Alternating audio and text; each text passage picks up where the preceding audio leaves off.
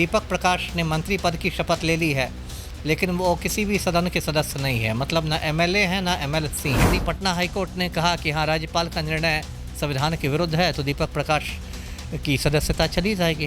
बिहार सरकार में एक खलबली है कि भाई दीपक प्रकाश की कुर्सी कैसी बचाई जाए। देवेश कुमार है भाजपा के एमएलसी, उनका इस्तीफा ले लिया गया। उस सीट रिक्त पर राज्यपाल दीपक प्रकाश को मनोनीत करेंगे। उसमें राज्यपाल को ये अधिकार दिया गया है कि वो किसी व्यक्ति को एमएलसी मनोनीत कर सकते हैं, लेकिन उसके साथ शर्तें भी लागू हैं। तो ये है कि उस व्यक्ति को 5 में से किसी एक क्षेत्र का विशेषज्ञ होना चाहिए। दीपक प्रकाश इसमें से कुछ भी नहीं है। उनकी अकेली योग्यता ये है कि वो मुख्यमंत्री की जाति के हैं। सम्राट चौधरी कोयरी हैं, कुशवाहा हैं, दीपक प्रकाश भी कोयरी कुशवाहा। तो इसलिए मैंने राज्यपाल को लिखा है कि दीपक प्रकाश का आप यदि मनोनयन करते हैं तो ये संविधान के विरुद्ध होगा। इतने दिनों तक देवेश कुमार ने इस्तीफा नहीं दिया था, जहां सुप्रीम कोर्ट का नोटिस आया, इनसे इस्तीफा ले लिया। दीपक प्रकाश को एमएलसी बनाकर सुप्रीम कोर्ट को जवाब दे देना चाहती है। नमस्कार, NBC 24 देख रहे हैं आप और मैं हूं आपके साथ मानसी। बिहार की सियासत इस वक्त उथल पुथल चल रही है क्योंकि उपेंद्र कुशवाहा के बेटे दीपक प्रकाश, जो कि पंचायती राज विभाग के मंत्री हैं, लेकिन किसी भी सदन के सदस्य नहीं है। इसको लेकर लगातार खबर चल रही थी कि आखिर दीपक प्रकाश जब किसी सदन के सदस्य नहीं है तो फिर मंत्री कैसे हैं। सुप्रीम कोर्ट ने भी फटकार लगाई है। ऐसे में आपको बता दें कि देवेश कुमार, जिन्होंने एमएलसी पद से इस्तीफा दे दिया है, लेकिन अभी तक पुष्टि नहीं है बीजेपी की तरफ से या एनडीए की तरफ से कि देवेश की जगह पर ही ये दीपक प्रकाश एमएलसी बनेंगे। इसी पर हम बातचीत करेंगे। हमारे साथ पूर्व आईपीएस अमिताभ दास सर हैं, आइए इनसे बातचीत करते हैं। जी सर, दीपक प्रकाश किसी भी सदन के सदस्य नहीं है, लेकिन फिर भी वो मंत्री हैं, इस पर आपका क्या कहना है?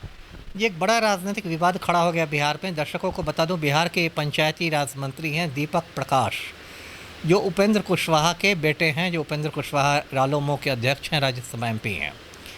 अब दीपक प्रकाश ने मंत्री पद की शपथ ले ली है, लेकिन वो किसी भी सदन के सदस्य नहीं है, मतलब ना एमएलए हैं ना एमएलसी हैं।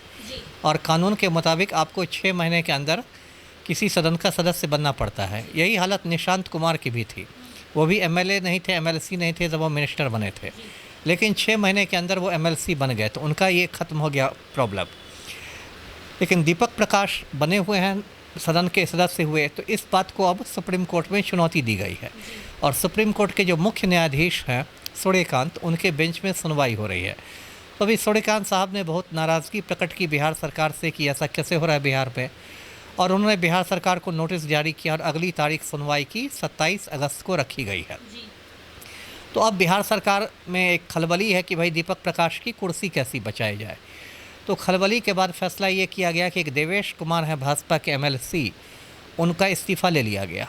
और अब जब उनकी जो सीट रिक्त हुई है, उस सीट रिक्त पर राज्यपाल दीपक प्रकाश को मनोनीत करेंगे। अब देखिए, ये जब चर्चा हुई तो आज मैंने राज्यपाल महोदय को एक पत्र लिखा है, जो अता हसनैन है बिहार के गवर्नर, और मैंने दीपक प्रकाश के मनोनयन का विरोध किया है। मैंने उस पत्र में लिखा है कि जो भारत का संविधान है उसमें अनुच्छेद 171 है, धारा भी कह सकते आर्टिकल 171, उसमें राज्यपाल को ये अधिकार दिया गया है कि वो किसी व्यक्ति को एमएलसी मनोनीत कर सकते हैं, लेकिन उसके साथ शर्तें भी लागू है। शर्त यह है कि उस व्यक्ति को 5 में से किसी एक क्षेत्र का विशेषज्ञ होना चाहिए। या तो वो समाज सेवी हो, या वो कोई कलाकार हो, वैज्ञानिक हो, साहित्यकार हो, या वो सहकारिता आंदोलन से जुड़ा हो। अब मैंने लिखा है कि दीपक प्रकाश इसमें से कुछ भी नहीं है, ना वो कलाकार हैं, ना वैज्ञानिक हैं, ना साहित्यकार हैं, कुछ नहीं है। उनकी अकेली योग्यता ये है कि वो मुख्यमंत्री की जाति के हैं। सम्राट चौधरी कोयरी हैं, कुशवाहा हैं, दीपक प्रकाश भी कोयरी कुशवाहा हैं। तो इसलिए मैंने राज्यपाल को लिखा है कि दीपक प्रकाश का आप यदि मनोनयन करते हैं तो ये संविधान के विरुद्ध होगा। और मैंने ये चेतावनी भी दी है कि यदि आप दीपक प्रकाश को मनोनीत करते हैं तो मैं पटना हाई कोर्ट में उसको PIL के माध्यम से, यानी जनहित याचिका के माध्यम से चुनौती दूंगा। जी सर, देवेश कुमार जो कि एमएलसी हैं, उन्होंने भी अपने एमएलसी पद से इस्तीफा दे दिया है। हालांकि एनडीए की तरफ से ये पुष्टि नहीं की गई है कि उन्हीं की जगह पर एमएलसी दीपक प्रकाश को बनाएगा। आपको क्या लग रहा है कि उन्हीं की जगह पर दीपक प्रकाश को बनाया जाए? नहीं, आप 200% आप टाइमिंग देख लीजिए ना। इतने दिनों तक देवेश कुमार ने इस्तीफा नहीं दिया था, जहां सुप्रीम कोर्ट का नोटिस आया, इनसे इस्तीफा ले लिया गया। और 27 अगस्त को अगली सुनवाई है। तो 27 अगस्त तक अब आज से अगस्त शुरू हो गया, बिहार सरकार दीपक प्रकाश को एमएलसी बना के सुप्रीम कोर्ट को जवाब दे देना चाहती है कि नहीं, वो अब सदन के सदस्य हैं, अब इसमें कोई भी चीज़ गैर कानूनी नहीं हो रही है। जी, यानी उनके जगह पर अब दीपक प्रकाश को एमएलसी बना दिया ये तय है, लेकिन ये भी तय है कि मैं उसको पटना हाई कोर्ट में चुनौती दूंगा पीआईएल के माध्यम से। जी, तो आप पीआईएल के माध्यम से चुनौती देंगे सर, तो उसके आधार पर आगे क्या कुछ कार्रवाई होगी? पटना हाई कोर्ट में सुनवाई होगी और यदि पटना हाई कोर्ट ने कहा कि हाँ, राज्यपाल का निर्णय संविधान के विरुद्ध है, तो दीपक प्रकाश की सदस्यता चली जाएगी। जी, वो मंत्री नहीं बनेंगे। फिर मंत्री नहीं रहेंगे।